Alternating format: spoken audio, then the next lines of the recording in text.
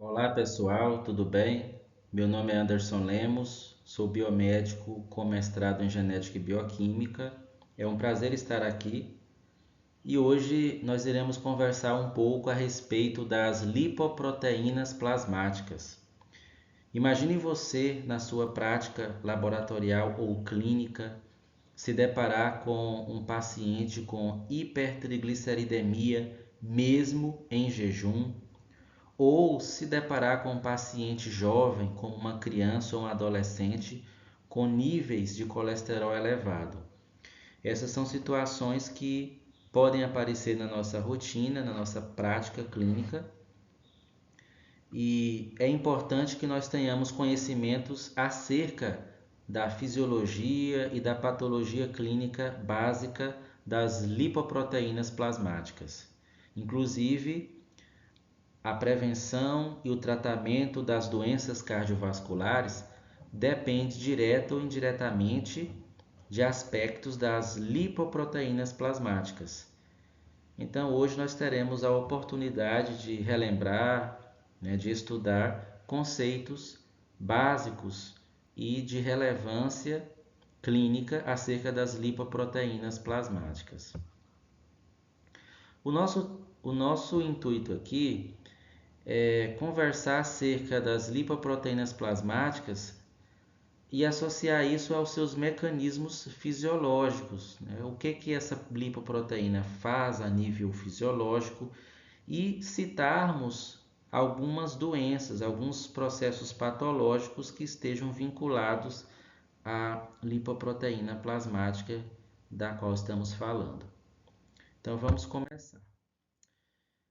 Antes de tudo, é importante nós definirmos o que são lipoproteínas plasmáticas. Relembrando que lipoproteínas plasmáticas são microesferas que transportam lipídios no plasma sanguíneo.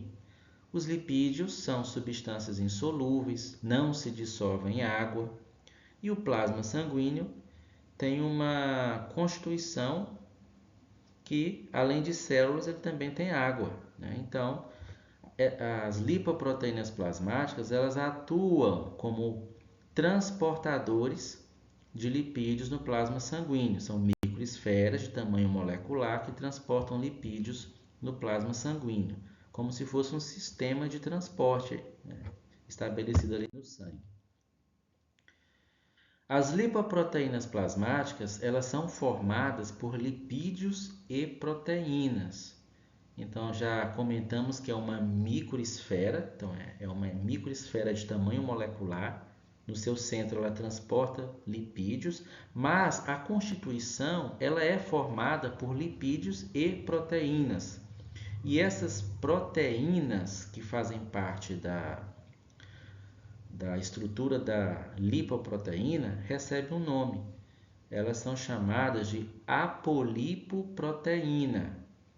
Então, todas as vezes que eu falar apolipoproteína ou simplesmente apo, eu estou falando de uma proteína que faz parte da estrutura da lipoproteína plasmática, que transporta lipídios no sangue. Existem diferentes classes, né, diferentes tipos de lipoproteínas no nosso plasma sanguíneo. Tem os quilomicrons, as lipoproteínas de densidade muito baixa, ou VLDL. VLDL é derivado da sigla em inglês. É importante lembrar que quanto menor a densidade, maior é o teor de lipídios. Então, a lipoproteína de densidade muito baixa, tem um teor de lipídios considerável.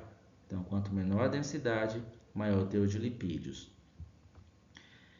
Então, como eu havia dito, existem diferentes classes de lipoproteínas no nosso plasma, quilomicrons, lipoproteínas de densidade muito baixa, que é o VLDL. Tem a lipoproteína de densidade intermediária, que é o IDL. A lipoproteína de densidade baixa, LDL, tida por muitos como um vilão, né, ou vilã. Temos a lipoproteína de densidade alta, que é o HDL, tida como heroína da história. E temos também a lipoproteína A, ou LPA. Então, né, as lipoproteínas plasmáticas são globos, né, são microesferas, são menores que uma hemácia, inclusive, são microesferas muito pequenas de tamanho molecular, que transportam lipídios no sangue. Essas lipoproteínas plasmáticas, elas se diferenciam pelo tamanho, né? Por exemplo, percebemos aqui que os quilomicrons são as maiores lipoproteínas que existem, e podemos ver aqui que o HDL é o menor, né? É a menor entre as lipoproteínas plasmáticas. Então, as lipoproteínas plasmáticas se diferenciam pelo tamanho, local de origem. Quando eu digo local de origem, nós podemos lembrar que os quilomicrons, eles são formados no intestino, enquanto que o VLDL, ele é formado no fígado. Então, além do tamanho, elas se diferenciam também pelo seu local de origem, o local onde é formado. E a composição lipídica e proteica. Essa é a estrutura geral de uma lipoproteína plasmática, né? O lipídio ou os lipídios que são transportados ficam no centro, escondidos da água, envoltos por uma camada de lipídios e proteínas, lipídios anfipáticos e também proteínas anfipáticas. Anfipático significa de caráter duplo. Por um lado, ela interage com o lipídio e do outro lado interage com a água. É por isso que a camada externa é formada por lipídios anfipáticos, porque ao mesmo tempo que ele esconde os lipídios hidrofóbicos, né, por um lado consegue interagir com a água do plasma sanguíneo. Toda lipoproteína plasmática, então, ela tem um centro com lipídios apolares, envolto por lipídios anfipáticos, que também estão associados a proteínas. E essas proteínas que estão aqui na estrutura são chamadas de apolipoproteína. A função das lipoproteínas plasmáticas é transportar lipídios no sangue, como nós já comentamos, principalmente triglicerídeos ou triacilgliceróis e colesterol. Então, os principais lipídios transportados no sangue são triglicerídeos e colesterol, e quem transporta esses lipídios são as lipoproteínas plasmáticas. Os lipídios podem ser provenientes da dieta, né, ou da produção corporal. Então, imagine um tráfego de lipídios aí no sangue, e esses lipídios podem ser de fonte exógena ou de fonte endógena. Nós acabamos de ver a estrutura geral de uma lipoproteína. Vimos que os lipídios que são transportados ficam no centro e ficam envoltos por uma camada de lipídios anfipáticos e também por proteínas, chamadas de apolipoproteínas. As apolipoproteínas, ou simplesmente APO, elas têm várias funções. Dentre elas, elas servem de sítios de reconhecimento para receptores celulares. Então, é um local de reconhecimento para receptores celulares. Isso é importante quando a lipoproteína vai ser captada pela célula. Então, existem receptores que reconhecem a apolipoproteína, se liga e capta a lipoproteína do sangue. Então, né, a apolipoproteína é um local de reconhecimento para receptores celulares. Elas também atuam como ativadoras de enzimas. Essas apolipoproteínas também são componentes obrigatórios de algumas lipoproteínas. Inclusive, se a lipoproteína plasmática for fabricada sem certas APOs, sem certa apolipoproteína, ela não funciona bem. Então, algumas são componentes obrigatórios, essenciais para a função da lipoproteína plasmática, enquanto outras apolipoproteínas não são tão necessárias para o funcionamento da partícula, mas elas podem até ser emprestadas ou transferidas entre algumas partículas de lipoproteínas plasmáticas. Então, vimos que as lipoproteínas plasmáticas são microesferas moleculares que transportam lipídios no sangue. Todas elas apresentam uma estrutura geral parecida, elas têm no seu centro lipídios que são transportados. No centro ficam o triglicerídeo e o colesterol, e é envolto por uma camada que interage com a água. Nós vamos começar agora a parte fisiológica do nosso estudo. Nós já fizemos uma apresentação geral, relembramos alguns aspectos das lipoproteínas plasmáticas e agora nós vamos conversar sobre aspectos fisiológicos de cada uma dessas lipoproteínas, começando com os quilomicrons. Os quilomicrons, como nós vimos, são as maiores lipoproteínas plasmáticas que existem. E quando nós vamos estudar os quilomicrons, nós podemos dividir esse estudo em 4 tópicos básicos. Primeiro é a montagem dos quilomicrons. Então, os quilomicrons eles são montados no intestino, intestino delgado, e eles vão empacotar os lipídios da dieta. Então tudo aquilo que o indivíduo comeu no almoço ou no café da manhã, enfim, os lipídios que são obtidos na dieta, após serem absorvidos, são empacotados em quilomicrons. Então, os quilomicrons são montados no intestino e empacotam os lipídios da dieta. Depois, eles são secretados. E depois que os quilomicrons são secretados, primeiramente na linfa e depois chegam no sangue, quando chegam no sangue, eles são modificados. Então, os quilomicrons são modificados. Essa modificação acontece no sangue. Depois que eles são modificados, eles circulam pelo plasma, pelo sangue, e os triglicerídeos que eles carregam são degradados. É aí que entra uma fase chamada degradação dos triglicerídeos dos quilomicrons. E por fim, depois que ocorre a degradação desses triglicerídeos, formam-se restos remanescentes de quilomicrons que depois são captados pelo fígado. Então, para facilitar nosso estudo, vamos dividir o metabolismo dos quilomicrons nesses 4 tópicos: montagem dos quilomicrons, modificação dos quilomicrons, a degradação dos seus triglicerídeos e depois a formação dos remanescentes que por fim são captados pelo fígado. A montagem dos quilomicrons acontece no intestino. E esses quilomicrons eles são formados para empacotar os lipídios da dieta. Então aqui nós vemos o intestino delgado.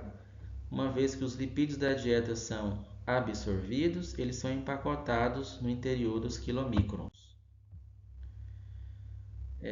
Esses quilomicrons eles são formados principalmente por triglicerídeos. Então 90% do seu conteúdo corresponde a triglicerídeos, mas também pode conter éster de colesterol e vitaminas lipossolúveis.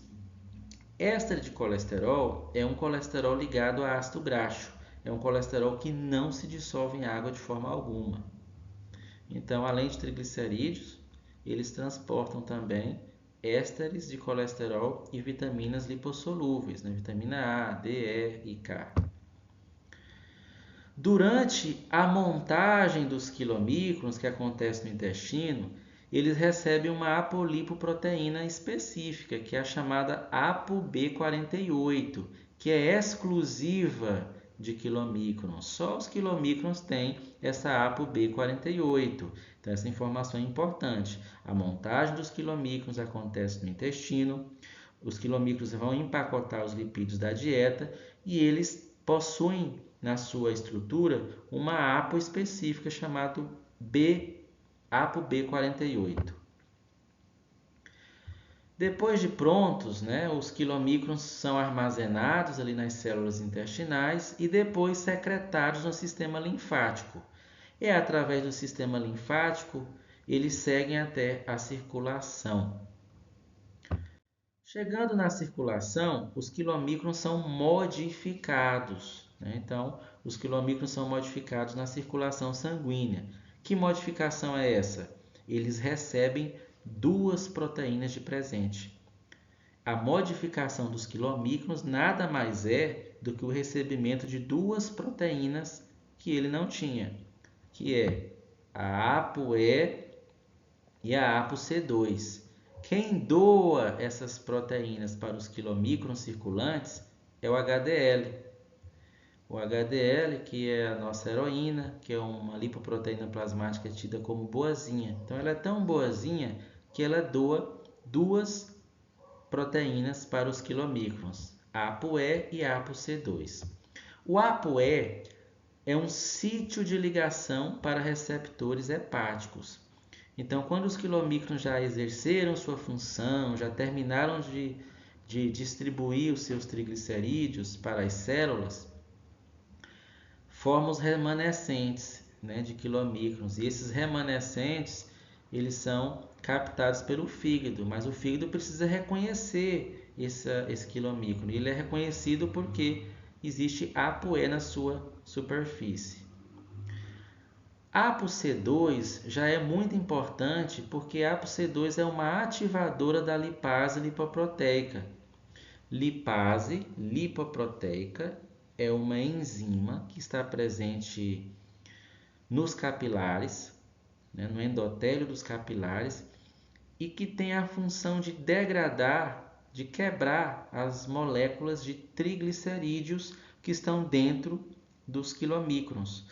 Então, os quilomicrons eles transportam triglicerídeos no sangue, mas para que esse triglicerídeo seja quebrado, metabolizado a princípio ali, disponibilizado para as células, é necessário que a lipase lipoproteica exerça essa função de hidrólise, de quebra desses triglicerídeos. Mas a lipase lipoproteica precisa ser ativada, e essa ativação é feita pela ApoC2, que é uma das proteínas recebida pelo quilomicron quando ele chega na circulação. Então, nós temos o HDL, que vai doar ApoE e ApoC2 para os quilomicrons. Essa é a famosa modificação dos quilomicrons. A lipase lipoproteica, que é a enzima degradadora, ela vai ser ativada pela ApoC2 dos quilomicrons circulantes. Então, aqui nós temos uma representação de um quilomicron circulante. Então, dentro desses quilomicrons, pelo menos existe 90% de triglicerídeos dentro da sua estrutura. E quando ele chega na circulação, recebe ApoE e ApoC2. A ApoC2 é importante para ativar a lipase lipoproteica, que aqui é representada por uma tesoura.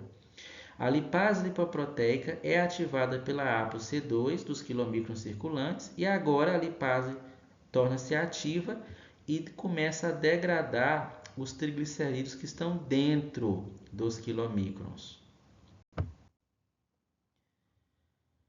Então, à medida que os quilomicrons vão circulando, a ApoC2 vai ativando a lipase dos capilares, a lipase vai degradando os triglicerídeos, e à medida que os quilomicrons circulam, eles vão perdendo esse conteúdo de triglicerídeos pela ação da lipase lipoproteica.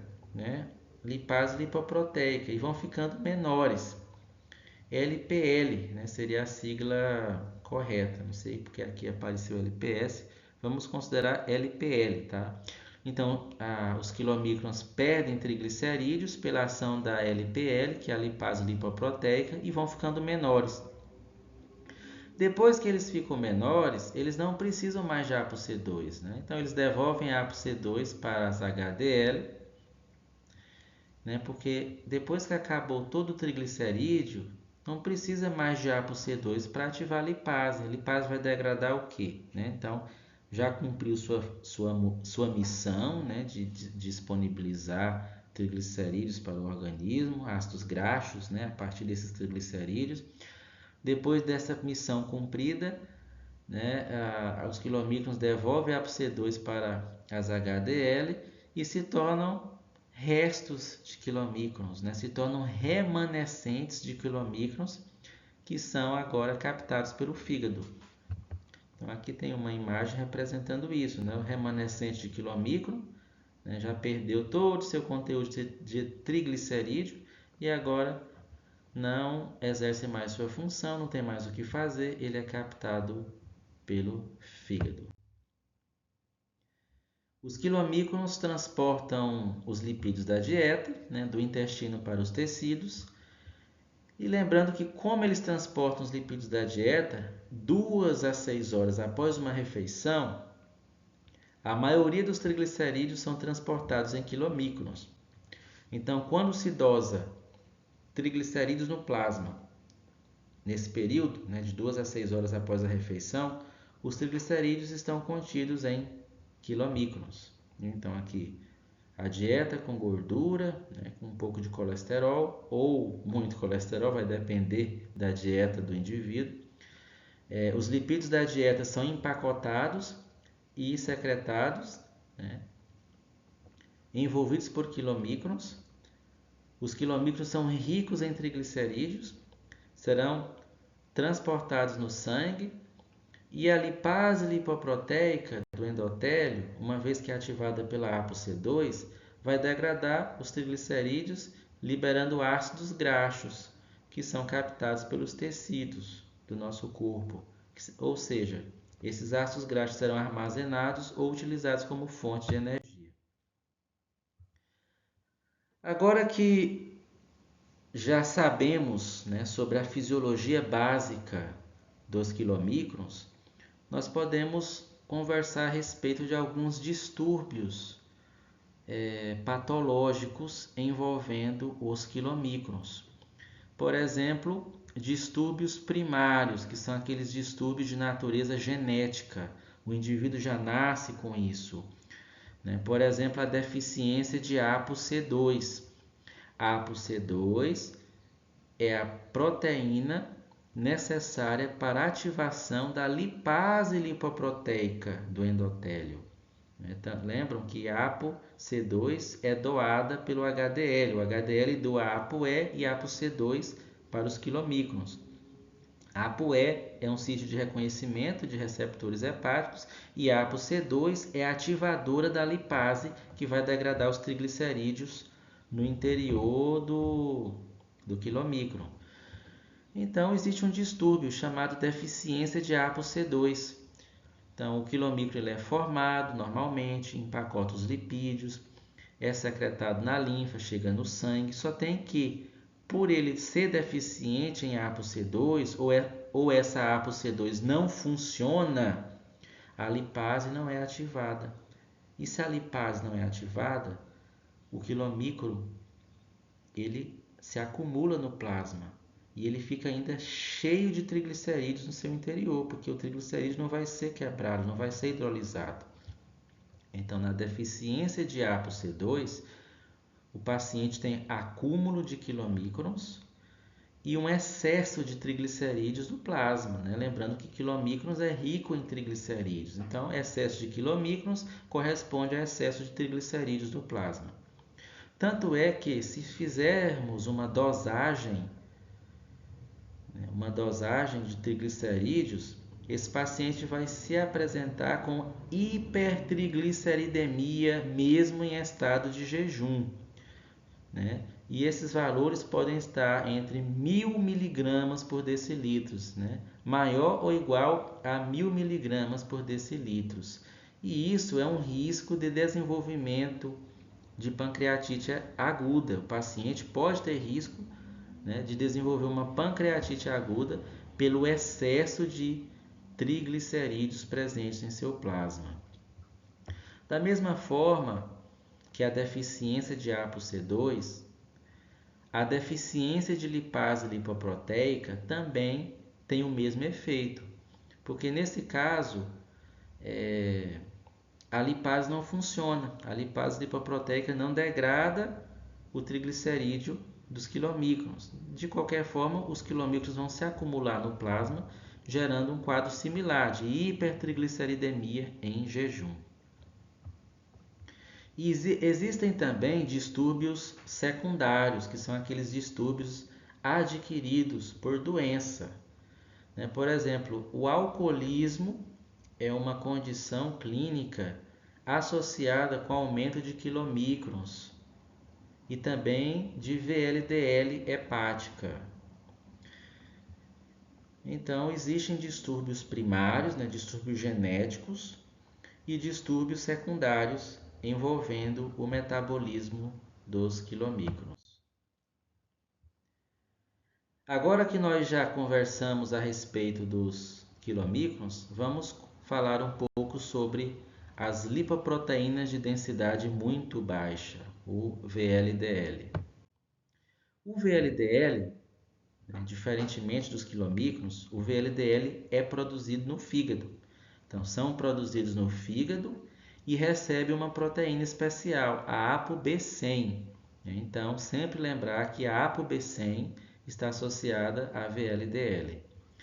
Também são ricas em triglicerídeos, mas diferente dos quilomicrons que carregam triglicerídeos da dieta, as partículas de VLDL carregam triglicerídeos que são produzidos no fígado.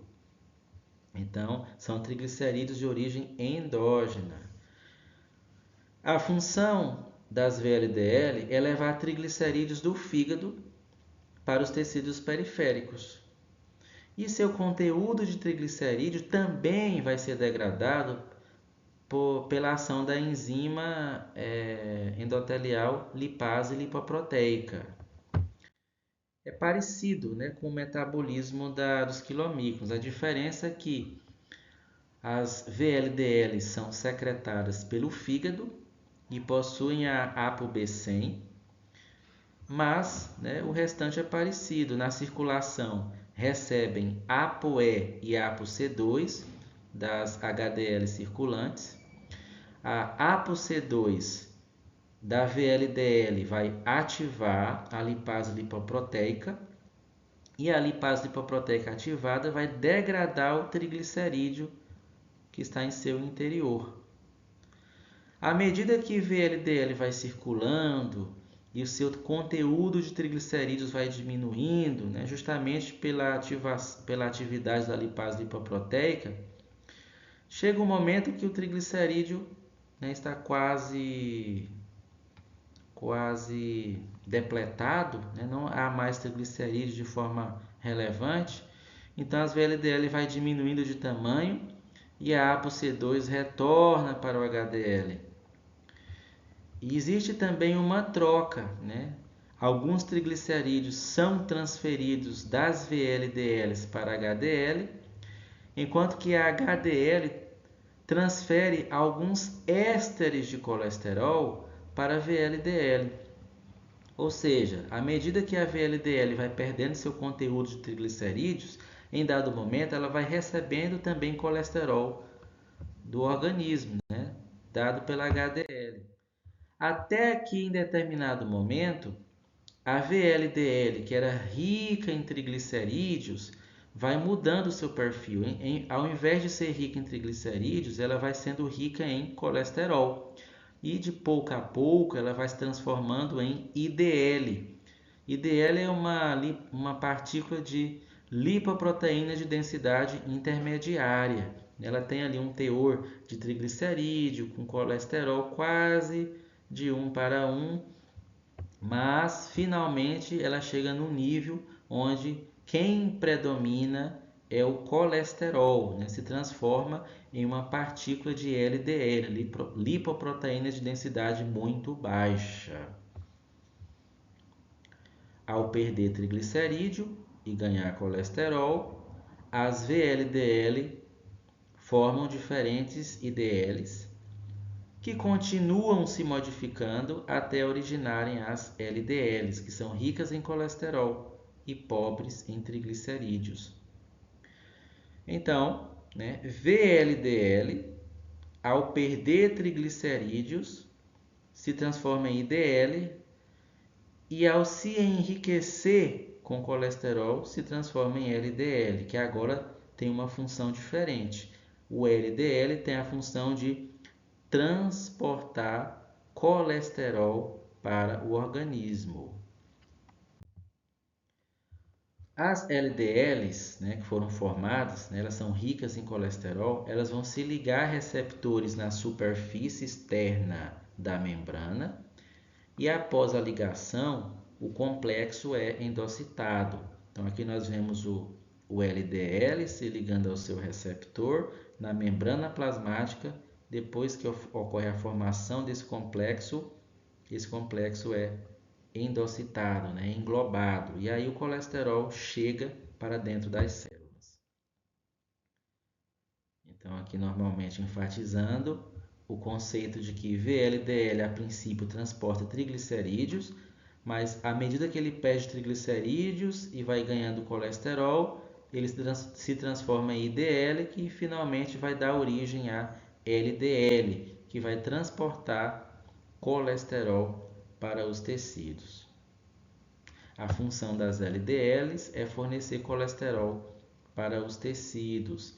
Inclusive os hormônios esteroides produzidos no córtex adrenal recebem o colesterol precursor dos hormônios através das LDL. Então, a LDL ela exerce uma função importante no nosso corpo, que é a de disponibilizar moléculas de colesterol para nossas células. Colesterol esse que é precursor de hormônios, que participa da estrutura das membranas plasmáticas. O problema é que quando o LDL está em excesso no plasma sanguíneo, quando ele está em excesso, ele tende a se agregar nas paredes das artérias, né? Ele é uma lipoproteína plasmática que está associada a processo inflamatório, se adere às paredes endoteliais e está vinculada à aterosclerose. Mas, fisiologicamente falando, é uma molécula que tem importância, ou melhor, é uma partícula, né, que tem uma molécula, que tem uma função importante. O LDL é uma partícula com função fisiológica importante. Aspectos patológicos da LDL, né? Então, os níveis elevados de LDL aumenta o risco cardiovascular, então, é risco de desenvolver aterosclerose, trombose, infarto agudo do miocárdio. E devemos lembrar que existem distúrbios primários e distúrbios secundários, sendo os distúrbios primários de natureza genética, o indivíduo já nasce com isso, como por exemplo a hipercolesterolemia familiar. Nessa doença, o indivíduo tem defeito no receptor de LDL, então o LDL é formado, mas o receptor, como ele está defeituoso, o LDL não vai ser captado pelas células, então ele vai se acumular no plasma sanguíneo. Então o paciente vai apresentar um nível de LDL muito elevado. E isso aumenta o risco de desenvolver aterosclerose prematura. É aquele indivíduo que mesmo em estado, sem fatores de risco, mesmo sem obesidade, sem hipertensão, sem diabetes, com IMC normal, você se depara com uma hipercolesterolemia.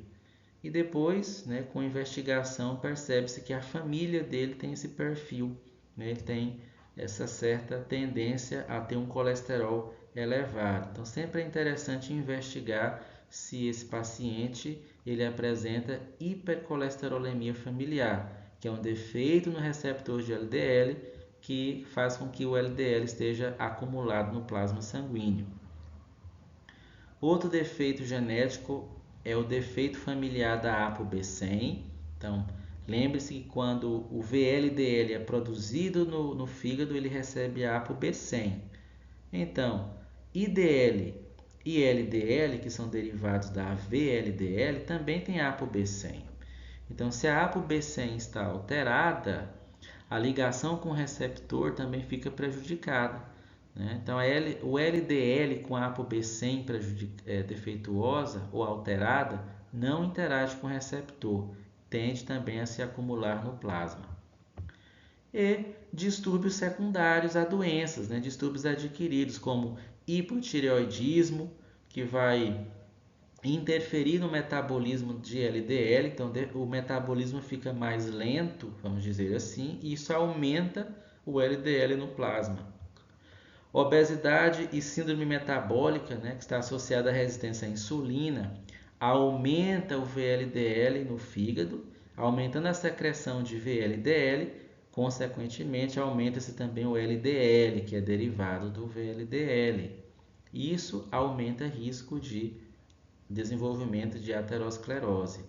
Então, o risco aterosclerótico é a principal consequência patológica da elevação do LDL.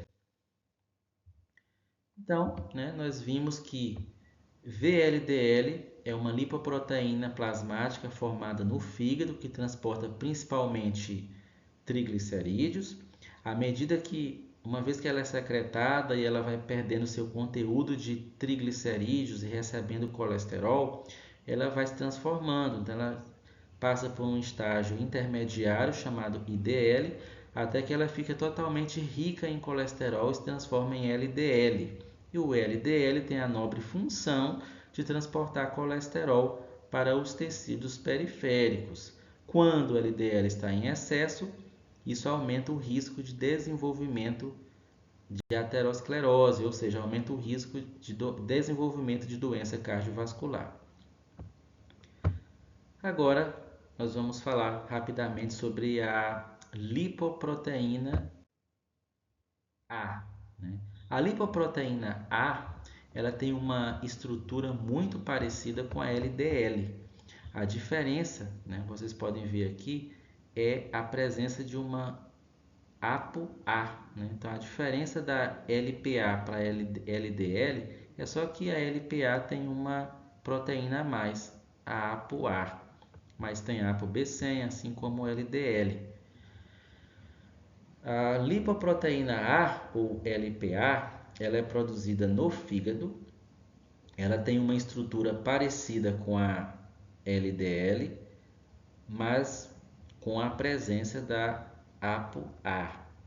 A função da LPA é transportar colesterol, só tem que o papel ainda está pouco definido pelos pesquisadores. De qualquer forma, nós sabemos que a LPA ela é um potente fator de risco cardiovascular independente. Então, a elevação da LPA aumenta o risco de desenvolvimento de doença cardiovascular e também de trombose, né? Então, LPA ela está associada com aterosclerose, ou seja, deposição arterial, e ela também tem um efeito protrombótico.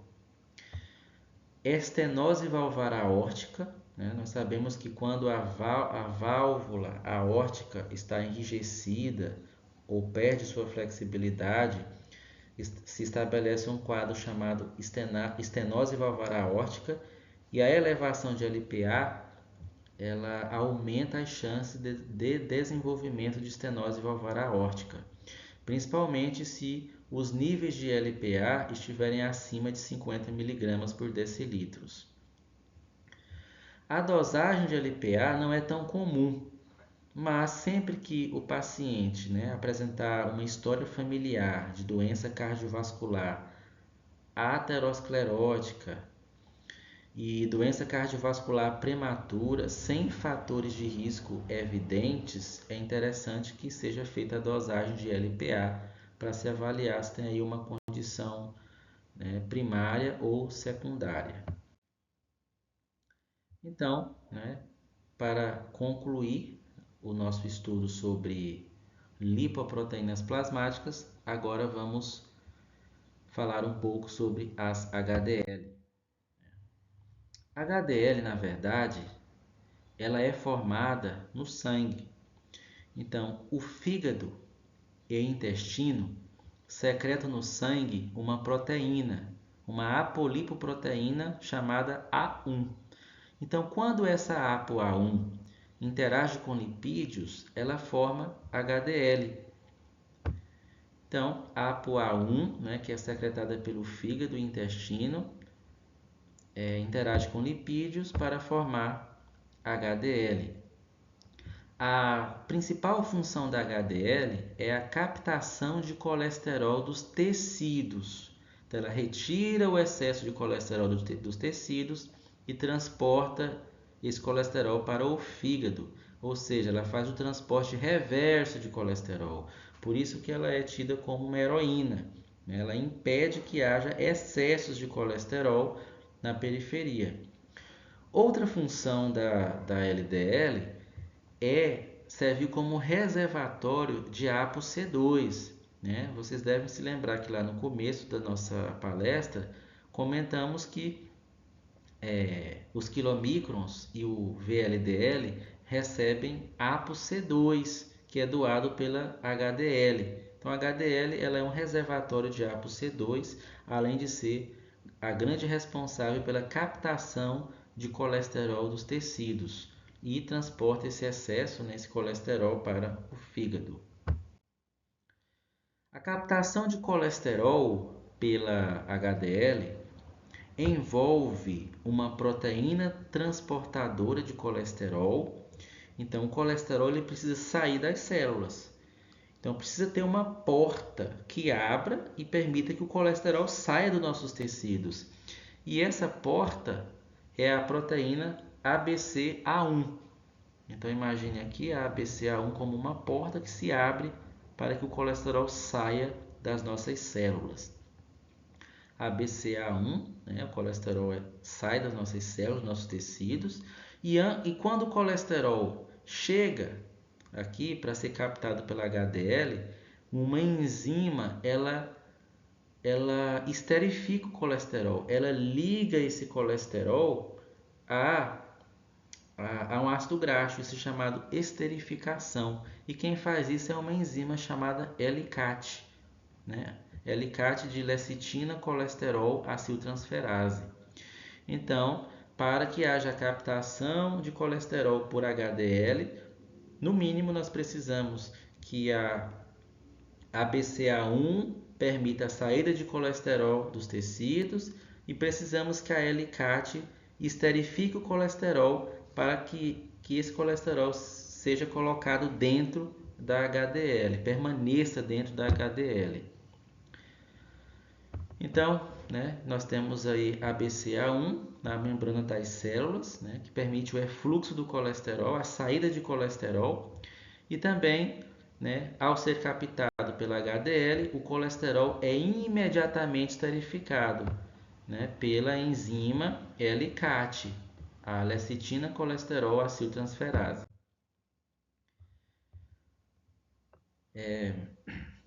Distúrbios primários e secundários da HDL, né? Então, níveis muito baixos de HDL aumentam o risco cardiovascular. Se o HDL é uma partícula responsável pela remoção do excesso de colesterol dos tecidos periféricos, obviamente, se seus níveis são muito baixos, nós vamos ter uma tendência a acumular colesterol.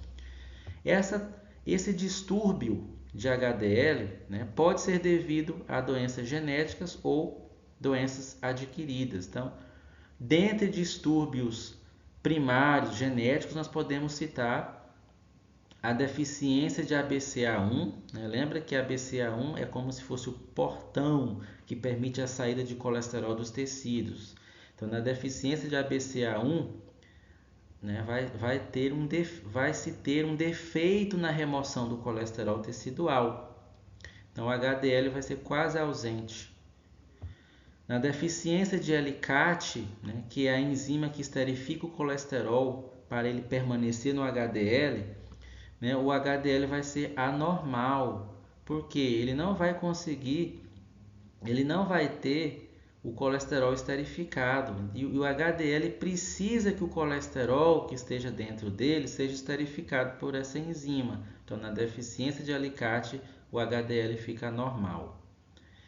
E a deficiência de ApoA1, né? Lembrando que ApoA1 é a proteína que participa da estrutura do HDL. Então, a falta de sua APO faz com que a HDL não funcione bem.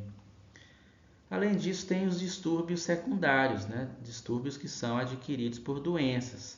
Por exemplo, a obesidade e síndrome metabólica, né, diminui os níveis de HDL. Diabetes mellitus mal controlado também reduz os níveis de HDL e prejudica a sua função. E alguns medicamentos, como por exemplo, a utilização de anabolizantes podem reduzir os níveis de HDL e induzir o acúmulo de colesterol no organismo. Então, né, essa palestra ela teve o objetivo de apresentar, né, relembrar alguns conceitos fisiológicos básicos das lipoproteínas plasmáticas e também de alguns aspectos patológicos, né, como distúrbios primários e distúrbios secundários. Para concluir a nossa aula, a nossa palestra, eu apresento aqui para vocês uma tabela, né, com um resumo das lipoproteínas plasmáticas, né, por exemplo, o quilomicron.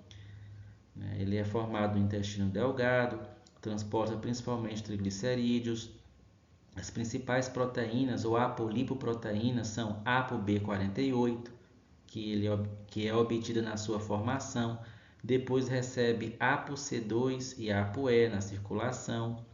Então esse quadro é interessante para que nós possamos estudar e sempre relembrar as características fisiológicas e também associar isso a condições patológicas.